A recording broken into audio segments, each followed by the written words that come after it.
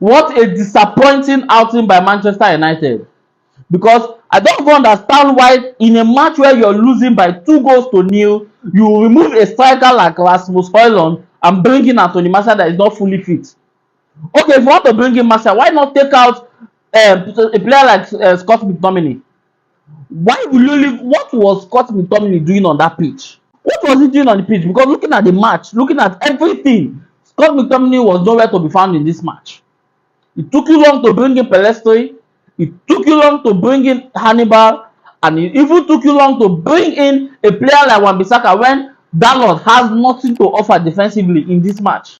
I am highly pissed as a Manchester United fan, and I am sure I speak for all Manchester United fans worldwide. Anyways, you're welcome back to the channel, guys. I've been away for a while. I've had some health challenges, but I'm fully back and fully fit to give you guys the latest updates coming from Manchester United. We've made some updates on this channel, the Antony update and Jadon Sancho update. But nevertheless, after this video, I'm going to be here to give you updates on those two news because they are very important to Manchester United fans to know what will happen with Jadon Sancho, the final verdict, and Antony's allegations, the allegations against Antony. So that's what we'll be talking about in subsequent videos. But for now, we are here to talk about the match against Brighton. This is a very disappointing outing as a Manchester United fan. How can a team like Manchester United lose 3 goals to 1 to a team like Brighton in Old Trafford? Not even a draw. Possession wise, they were better. Shots on target, they were better. What else matters? I wonder why our coach will leave a player like Eriksen in the second half when he is obviously very tired, and you take away Casemiro. Eriksen was tired. It was even visible to the blind. Why are you still leaving him on the pitch? In fact, there are lots of things we are going to talk about in this match. Lots of things went wrong. First of all, in the first half, why was Rashford not passing the ball to Højlund? He was selfish with his gameplay. He wanted to make sure he scored at least a goal. He was always, but Højlund would give him the ball. Højlund would make passes to Rashford, but Rashford has been greedy with the ball, stingy with his passes. Always want to make an attempt, even when there's no space for an attempt. Even when the best option is to pass the ball to a fellow forward and striker like Rasmus Højlund. I am highly pissed and angry. Look at how confident Brighton were in Old Trafford on our home pitch. We've lost 3 games in 5 outings in the Premiership. In fact, these people have shattered our 20-game unbeaten record at home. That is another one that is pissing me off. There are many topics to discuss in this match. First of all, the coach. His first changes. You took away Casemiro and Rasmus Højlund. Why? Rasmus Højlund was obviously very, very much in that game. He was a force to reckon with in that game. He was pressing the defenders. Look at his passes. The passes he gave to Rashford. In fact, the only pass that Rashford gave to Rasmus Højlund was the one he scored. Although the ball has gone out of the line for a goal kick. But the only pass Rashford gave to Rasmus Højlund, he put the ball at the back of the goalkeeper. And that was a clean goal. But the ball was out of play before Rashford would make that pass to Højlund. So you can imagine if Rashford keeps giving passes to Højlund. Rashford is not a natural striker. I keep saying it. He's very deadly from the side, from the wing. Look at all the matches he has played from the wing.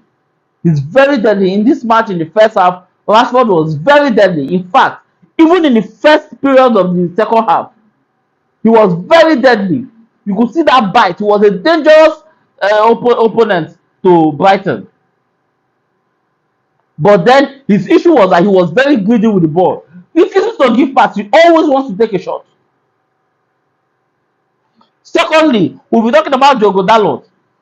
In this match, Dalot had nothing to offer to the team defensively.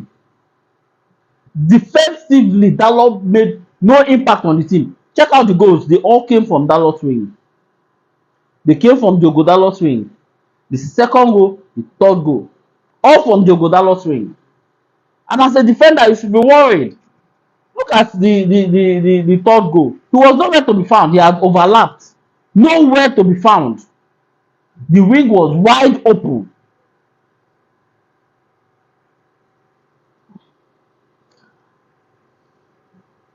Another player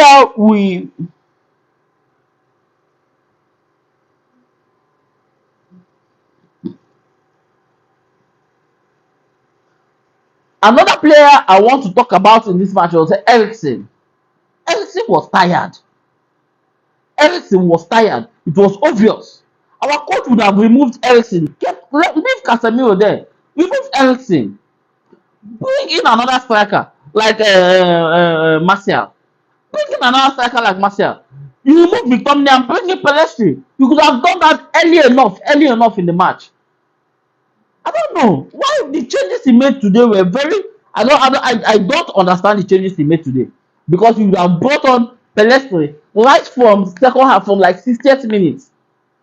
Look at the little time he had on the man. Look at the impact. And Brighton, they were just knocking the ball in their own 18-yard box, in their own defense, in their own half of the pitch.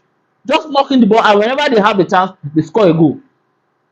We were missing chances right from the first half. Even before Brighton scored their first goal, we were missing chances. What kind of a game is this? Our team is already under severe pressure. Looking at what's going on in the team. First of all, we had the Greenwood issue. The takeover issue is still going on. Greenwood issue, that was the first one we had. We've gotten the Antony issue. Now we have Jadon Sancho. Varane is injured. Luke Shaw is injured. How many players now? Harry Maguire has lost his confidence totally.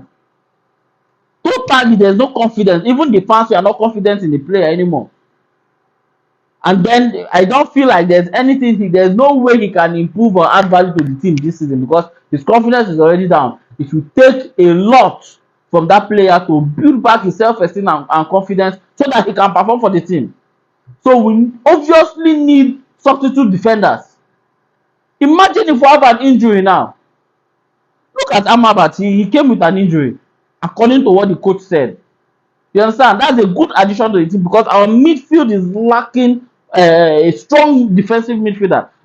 Casemiro, this match he tried, he performed, but he has been giving us lackluster performances this season. We've lost 3 games in 5 matches in the Premiership this season. 5 opening matches.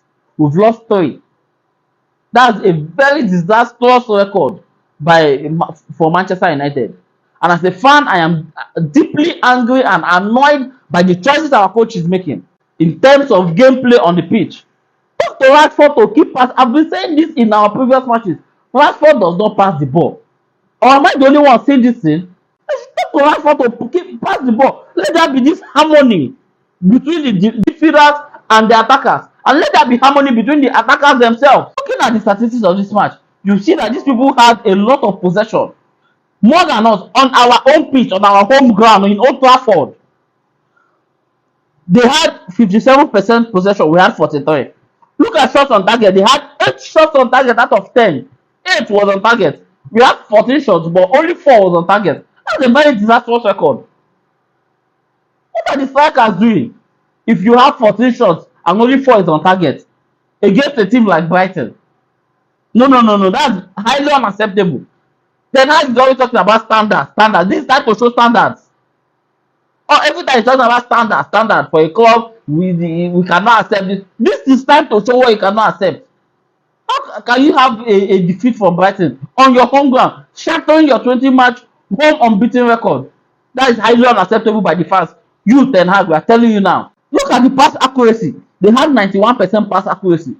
They were just knocking the ball in their half of the pitch. Knocking the ball in the half of the pitch. Had serious ball possession. In fact, they were more calm and confident than Manchester United. And that's a very bad thing for a team like Manchester United that have a lot of rich history. I can't imagine you're 2 goals down and you're bringing out your best striker on the pitch. 2 goals down and you're taking out a striker to bring in a striker that is not fully fit. No. That's highly unacceptable. A good coach would have brought in more power force, more strike force, wingers. and at least a very solid midfielder to lock the midfield. Why the strikers and forward and wingers they do their thing up there? Currently, United is 12th on the Premier League table. 12th on the table. Highly unacceptable. Let me know your opinion in the comment section as a Manchester United fan, because this is getting too much. Too much. Something has to be done, and it is unacceptable by all Manchester United fans. This is what I have for you for now. Until next time, have a lovely day.